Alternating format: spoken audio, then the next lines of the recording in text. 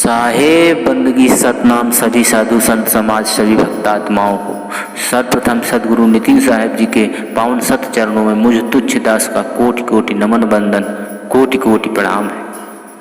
भाइयों, आप सभी को हमारा सादर नमन है। हम आपसे यही बताना चाहते हैं कि 13वें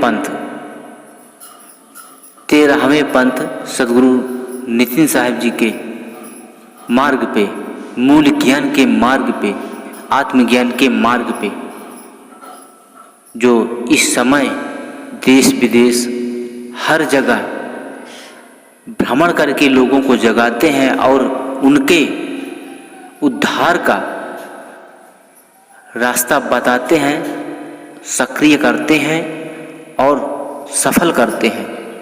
उन्हीं सदगुरु नितिन साहेब जी के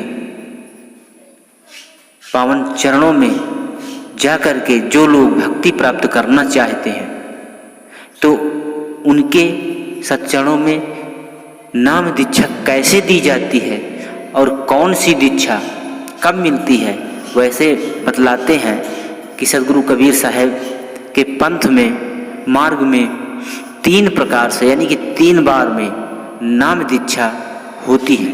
इसलिए हमें 3 बार नाम दीक्षा मिलती है। तो वो कैसे मिलती है और कब मिलती है?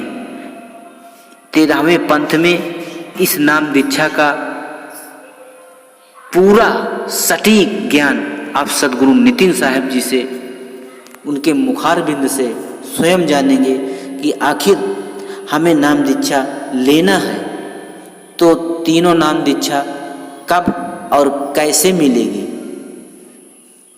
तो आइए जानते हैं सदगुरु नितिन साहब जी के मुखारबिंद से कि प्रथम दीक्षा, दूसरी दीक्षा और तीसरी दीक्षा, इन नाम दीक्षाओं में हमें कब लेना है, कब मिलेगी और कैसे मिलेगी।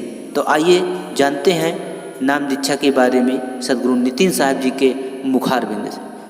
आइए जानते हैं। साहेब बंदगी सतनाम से तीसरी दीक्षा के बारे में मैंने बहुत कुछ समझाया है, बार बार बताया मैंने, फिर समझ लो।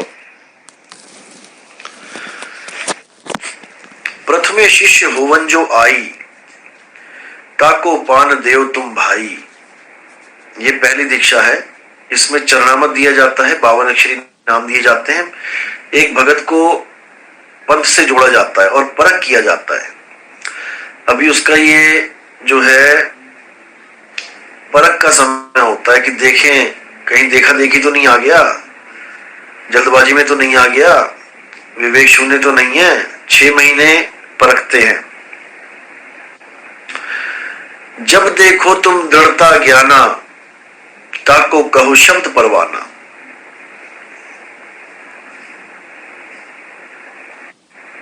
यानी साहिब समझा रहे हैं कि जब देखो तुम दृढ़ता ज्ञाना, जब उसमें तुम दृढ़ता देखो कि दृढ़ है, अटल है, परमात्मा को पाना चाहता है, भक्ति में पूर्ण है, लगन में पूरा है, पूरे गुरु का चेला शुरा है, लोकलाज नहीं है,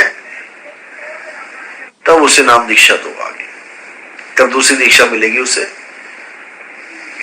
और उसकी परीक्षा चलती है। दूसरी दीक्षा परीक्षा के बाद दी जाती है।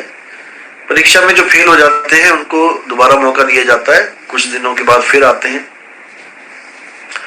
तो दूसरी दीक्षा जब मिल जाती है तो उसकी भक्ति स्टार्ट हो जाती है। अब वो भक्ति करना स्टार्ट करता है। अब उसके जीवन में भक्ति की ABCD शुरू हो जाती है। तो प्रथमे शिष्य होवन जो आई, ताको पान देव तुम भाई, पहली दीक्षा। जब देखो तुम दृढ़ता ज्ञाना, ताको कहो शब्द परवाना, दूसरी दीक्षा। शब्द माही जब निश्चय आवे, ताको ज्ञान अगाध सुनावे। जब शब्द में निश्चय आ जाता है, वो निश्चय यानी कि पूरे का पूरा 100% सूरत जो संसार में फंसी हुई है वो सारी हटके शब्द में लग जाती है, तब अखंड नाद चलती है। और जब अखंड नाद चलती है तो ज्ञान अगाध सुनावे, तब गुरु उसको अगाध ज्ञान का भेद देता है। और वो भेद जब तक तुम्हें नहीं मिला तब तक तुम्हारा कुछ होने वाला नहीं है। वो तीसरी दीक्षा ही मेन दीक्षा है, जिसको लेने के बाद कहते हैं सार शब्द आए जही विधि आथा, अते ही विधि काल नवावे माथा। तो काल भगवान तभी माथा टेकेगा जब तुम्हें तीसरी दीक्षा हो जाएगी। और होगी ऐसा नहीं है कि नहीं होगी, सबको होगी, मालिक की दया सब पे बरस रही है, लेकिन उसके लिए बस मर्यादा भंग नहीं होनी चाहिए। मर्यादा भंग हो गई तो सारी उम्र तुम लगे रहो भले, कुछ होने वाला नहीं है, ऐसे ही 84 में चले जाएंगे जी। मर्यादा बहुत इंपॉर्टेंट है। गुरु को सिर पे राखिए चलिए आज्ञा माही। अब आज्ञा माही चलने को ही मर्यादा कहते हैं, और अगर गुरु की आज्ञा में ही नहीं चल रहा है तो फिर दिक्कत है, फिर उसका कुछ नहीं हो सकता।